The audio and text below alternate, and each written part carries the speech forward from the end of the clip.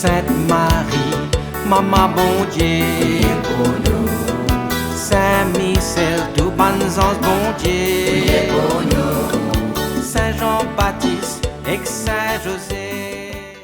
Bonjour à tous, bonnes frères, sœurs, mauriciens d'ici d'ailleurs. Merci.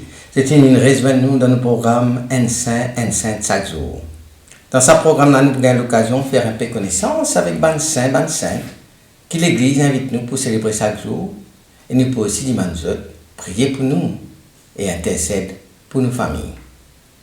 Aujourd'hui, le 3 décembre, l'Église invite nous pour célébrer mémoire Saint François Xavier, patron de la mission étrangère et de missionnaire, patron de navigateur, de touriste, de pèlerin, patron de explorateur, de marin, patron de la ville de Goa en Inde et la ville de Navarre en Espagne, patron de l'Australie et de la Nouvelle-Zélande.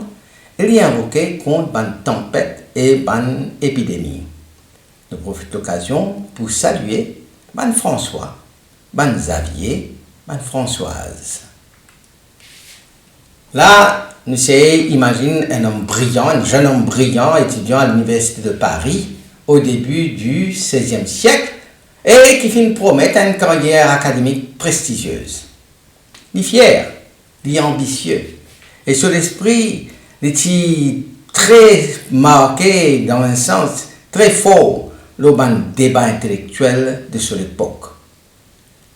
Après un jour, un camarade un petit peu plus âgé que lui, qui répète sans cesse une question qui peut transpercer l'orgueil de François. Et cette question-là, que ce camarade-là pour répéter, il est basé sur Matthieu 16, 26, c'est un verset de Matthieu 16, 26 qui dit « Que sert à l'homme de gagner l'univers s'il vient à perdre son âme ?» Cette question-là, prononcée par Saint Ignace de Loyola, il résonne dans l'âme de François Xavier, comment dire, un coup de tonnerre, comment dire, la foudre. Et nous pousse pour considérer tout sur la vie, sur l'ambition, sur le désir. Ce n'était pas un simple changement de carrière, mais une révolution intérieure qui pousse pour quitter Paris pour y aller jusqu'en Asie. Là, il pouvait un des plus grands missionnaires de l'histoire. Un homme que ce zèle et ce dévouement marquent un continent entier. Dans l'épisode-là, ce n'est pas seulement les débuts d'une vocation. C'est comment dire l'étincelle qui finalise un diffé missionnaire qui n'est pas capable d'atteindre, transforme un intellectuel qui est dans tout sur l'avenir devant lui en un apôtre infatigable, prêt pour sacrifier tout pour le salut des âmes. François Xavier fut né le 7 avril 1506 au château de Xavier en Espagne, dans une famille noble. Il était le Benjamin d'une fratrie de 5 enfants. Sur l'époque, c'était l'époque de la Renaissance, par une grande découverte maritime et de la réforme protestante en Europe. C'est un temps de bouleversement religieux, politique et géographique. L'Église catholique, confrontée à la réforme, lance la contre-réforme.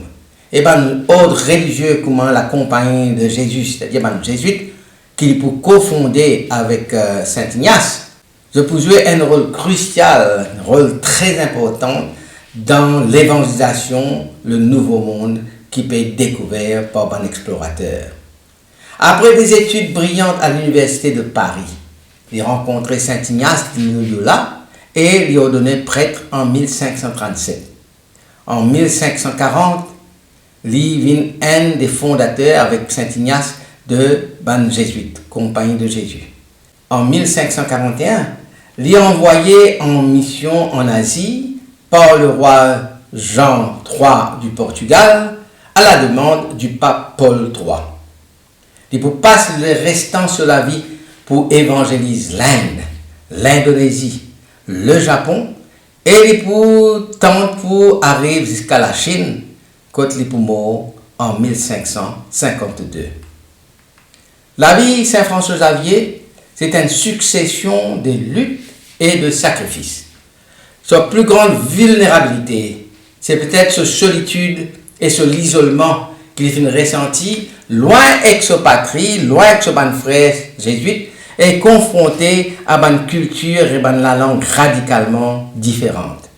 Il lutte constamment contre la maladie, contre la fatigue, contre le danger du voyage maritime et terrestre, et contre le découragement face à sa grandeur, ce travail, l'immensité de la tâche. Sa mission, c'était apporter l'évangile à un peuple asiatique. Il fait un parcours de milliers de kilomètres, souvent à pied, dans un climat extrême et affronte des conditions de la vie très très rudimentaires. Son impact immense. Les films baptisent des dizaines de milliers de personnes.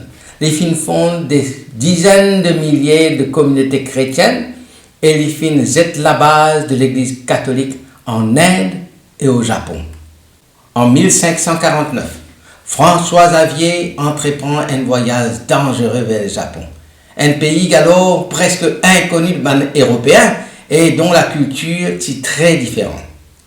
Il passe plus de 2 ans pour y apprendre la langue japonaise, pour y adapter à une coutume locale. Et il prêche l'évangile avec une patience et une persévérance extraordinaires. Il comprend rapidement qu'il pour être capable de toucher les Japonais, il vient adresser d'abord à une élite intellectuelle et à un seigneur japonais. Alors il présente-lui comme avec dignité, offrant un cadeau et lui engage dans une discussion théologique profonde. Sa sacrifice de ce confort, de cette sécurité et de ce immense effort d'adaptation culturelle, lui illustrait ce dévouement total à sa mission, allant jusqu'à au-delà de la méthode habituelle pour atteindre les âmes. Ce plus grand sacrifice, c'est cela lui-même.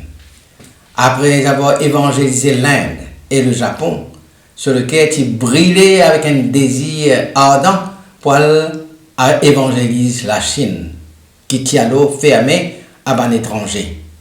Il embarqué pour le livre de Shangchen au large des côtes chinoises et il espérait trouver un moyen pour rentrer dans l'empire de Chine.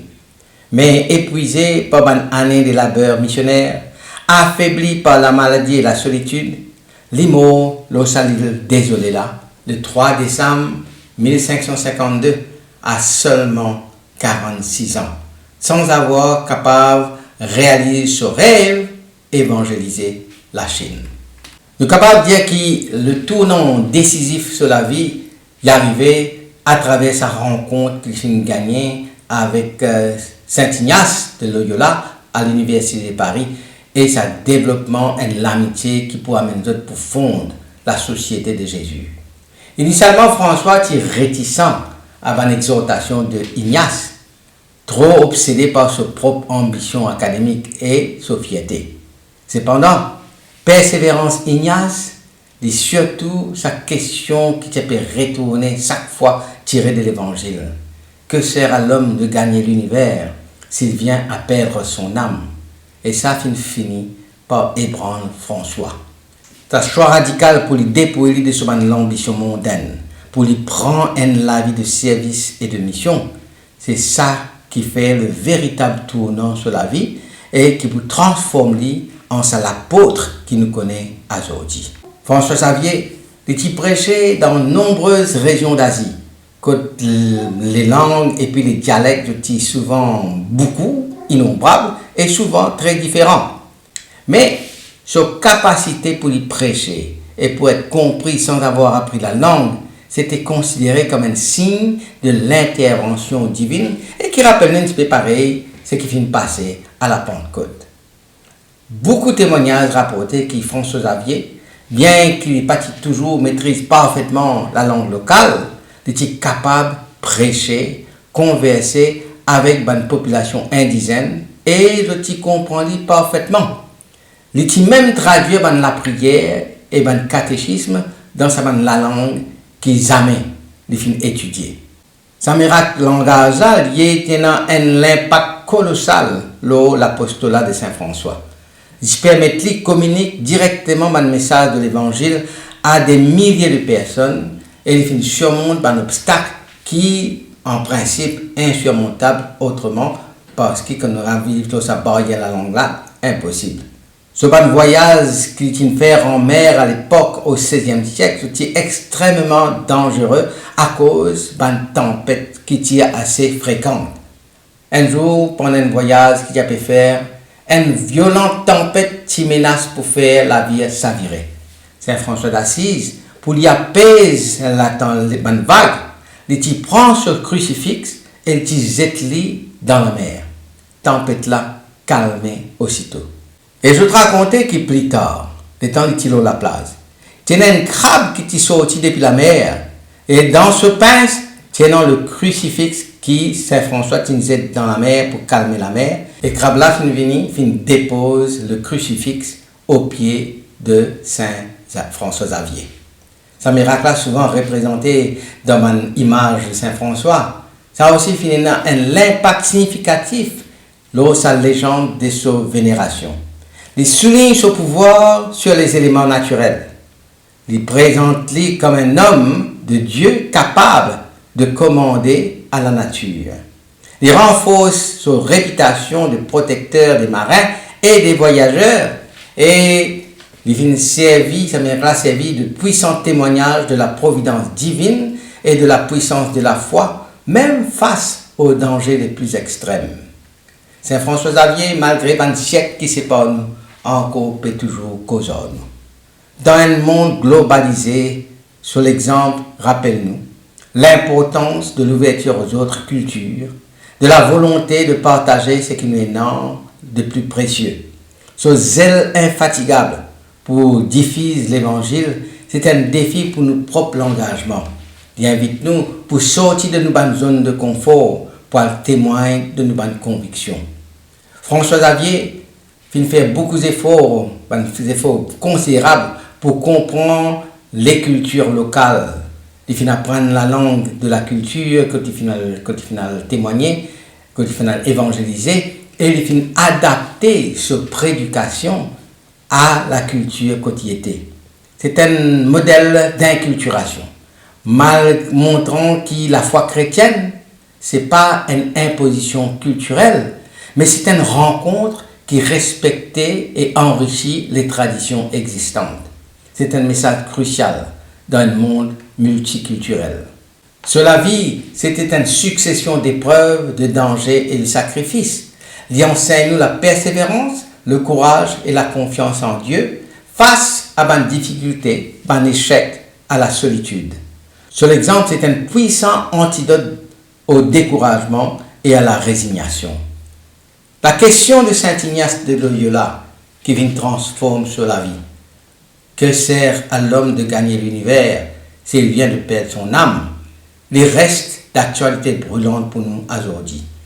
Dans une société obsédée par la réussite matérielle et la consommation, François Xavier invite-nous pour réévaluer nos priorités et pour nous concentrer sur ce qui est notre valeur éternelle.